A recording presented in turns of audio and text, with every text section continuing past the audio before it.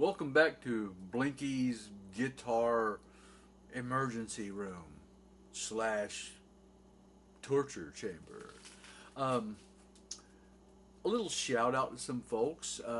Man, this guitar community is taking off. Um, Billy Pate, glad to have you around. Jamie Adams, saw your first video. I'm interested to see what you're going to do. That K guitar, that could turn out to be pretty sweet. I'm interested to see what you do with that and many other things that I just have a feeling you're going to have going on. So anyway, welcome aboard, and glad to see you. Glad to see you around.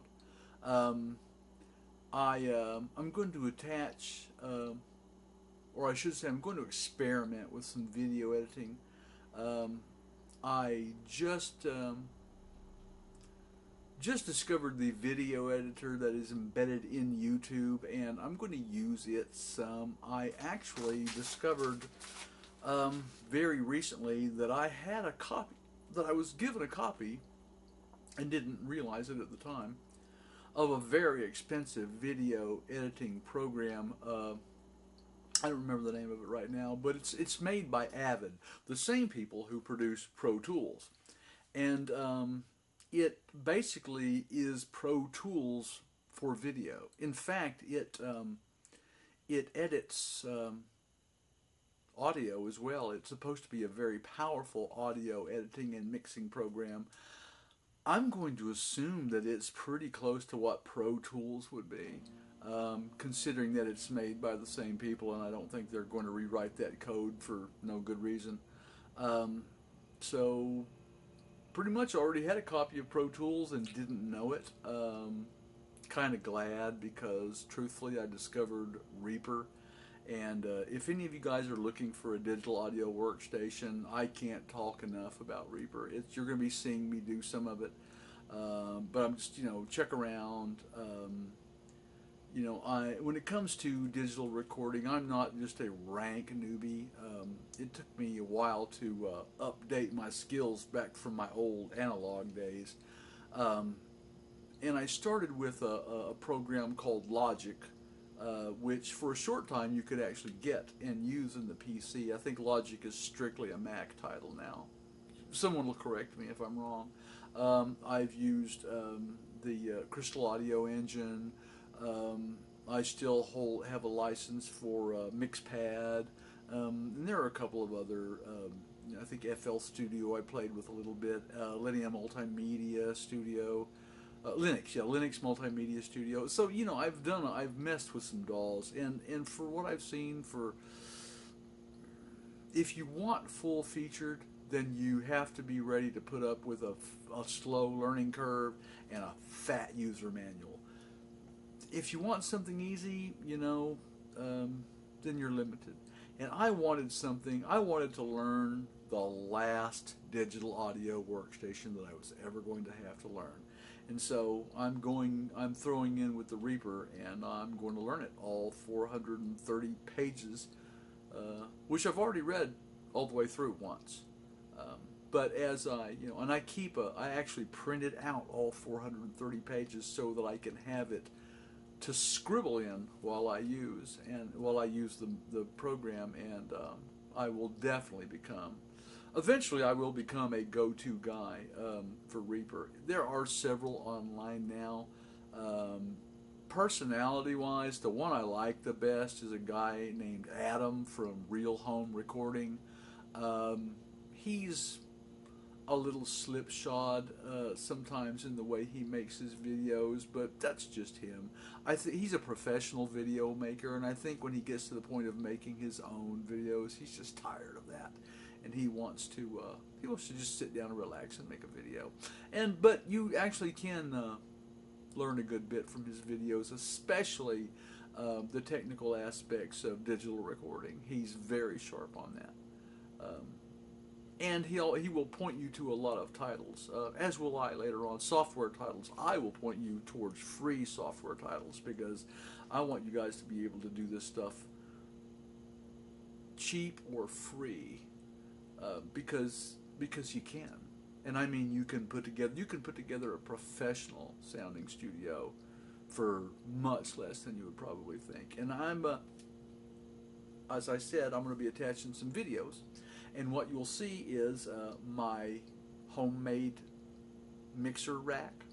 angled mixer rack, which I made out of a couple of cabinet doors and some scrap wood and some construction glue and some spray paint.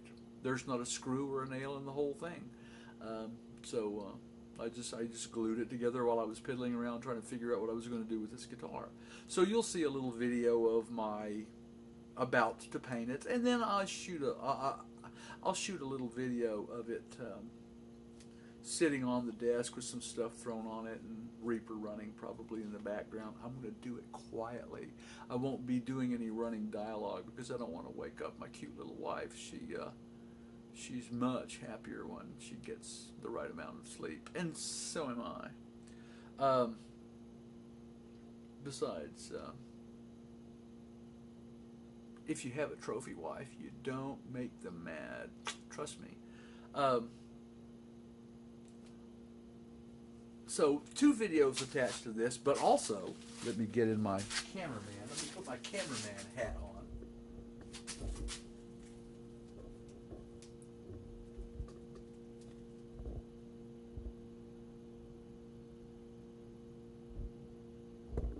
I think that's good enough. What we're looking at here is the basic layout of the Plastocaster. Oh, don't start calling it that. I don't want to give it a nickname yet. Total tone plastic, but here's what it's going to be. It's going to be this RG neck. This is about where it's going to be. It looks, I notice if you look down here, you can see some body poking up, but this was the all-access neck joint, so I've got it about where it needs to be. Let me make sure. Okay, about there. Yeah, about there. And then I will chop this to make the curve of the all-access neck joint. And then with that, and this is measured out about right. This is about, I moved it up. So this is about where, and those crappy saddles, by the way, are going to get changed. I'm going to use the bridge, but I'm putting better saddles than that on there. High-density saddles. So, and this will have a block under it, as will this. This piece of mahogany that you see here that'll be ripped down, and that will become the neck, the block for the neck and bridge. I probably will go ahead and make the block solid this whole area so that I have the block, so that I'm putting the pickup into the block as well to make it just a little more solid. I think it will sound better. And of course, this, it'll be about, I'll probably cut this in about, probably about a ½ inch each side of the neck pocket. So it'll be about an inch wider than the neck, and it'll either go all the way through the guitar, and I'll go ahead and screw the strap button into it, or I will bring it down to here and then kind of stop it and just put a block for the strap button. That would look better because I would have more clear guitar. In fact, I'm going to go ahead and call this is what I'll do. This is what I'll do. I'll bring the block down to here, just a little side, the other side of the bridge, where I can drill my, so I can put my ferrules in the other side for when I get ready to string, because it's going to be a string through. And I may put a little whoop-de-doo down here, just some kind of a little detail, something to make it look a little cooler than just a chunk of wood, and then leave this open with just a block down here, and maybe another little whoop-de-doo in it to screw the strap button into. Probably the same over here wherever I screw the strap button in, but it's going to be, I'm going to call it a chambered body, because it most certainly will be. What I'm hoping, aside from the fact that it will look good, I hope it will look good, but what I'm really hoping is that when you stand in front of an amplifier with this thing, that this polysyllabic body is going to really pick up some vibrations and just wail. I have to tell you, what I'm really kind of hoping this guitar will do, here, let me look at you for a second. The kid, I was born and raised in Germany, and I didn't come to the States to live and stay here until I was 13 years old. Um, and my daddy was a guitar player and a biker, and so he had a certain attitude about things. And one of the things that my father had an attitude about was how we do things in this family. If we're going to, he said, if you're going to do it, you should do it well. And I've tried to raise my kids that way as well, my stepchildren, whom I love dearly. But he came home on my 10th birthday with a Sears Silvertone amp in case guitar that had one single lipstick pickup that had a bridge that was just a chunk of rosewood glued to a slab of chrome, 18 frets on some kind of weird altered scale, one of the ugliest headstocks you've ever seen, with all the strings angled over to one side. It looked like a 3 and 3, but it was a 6 in line with a little scoop in the top of it. It was made out of some type of countertop material with a strip of white plastic glued around the edge of it for a binding. And one of the first things I discovered about this guitar is that if you played it and then you took the headstock and stuck it right up against the back of the speaker, that thing would just sing. It would just sing to you. And my parents thought I was doing something really horrible to the guitar and amp and told me I needed to stop that they didn't get it for me to just tear up. But man, I was tearing it up. And as I discovered, as I got around other people's amps and with my little Silvertone guitar, and I was plugging that little hollow body guitar into things that could actually shake it, it's just, there's a thing about a guitar that can pick up vibrations.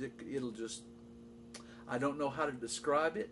I'm sure, and you guys are guitar people, you already know what I'm talking about, but the way it sounded and felt to me at the time, it was just like magic. And I'm looking at this plastic front, plastic back, hollow chamber guitar, and I'm thinking, you know, at volume, this thing should just wake up.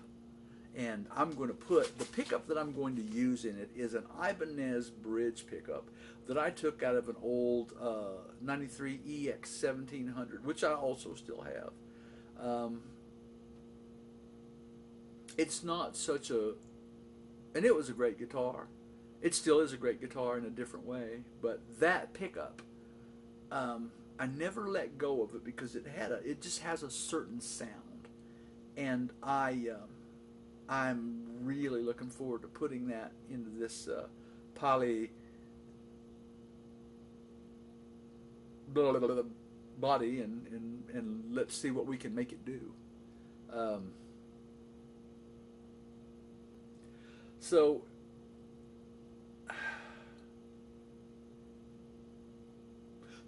let's get on with the other little pieces of video that I have to show you. So here we go. This is going to be a quick video about my soon-to-be studio desk. What you see here is two warped and misshapen oak cabinet doors that my beautiful wife picked up and brought to me. They were free. And you glue on a little bit of 2x4 here. You glue a little 2x4 behind the back, cut a couple of triangles, and glue them on. This whole piece has 0 nails, 0 screws. It is all glued together. And when you get through, you flip it up, or I should say flip it over. It is an equipment rack that's going to go on top of the studio. This is where mixers and a couple of other things are going to be held at an angle so you can see them well. Soon to be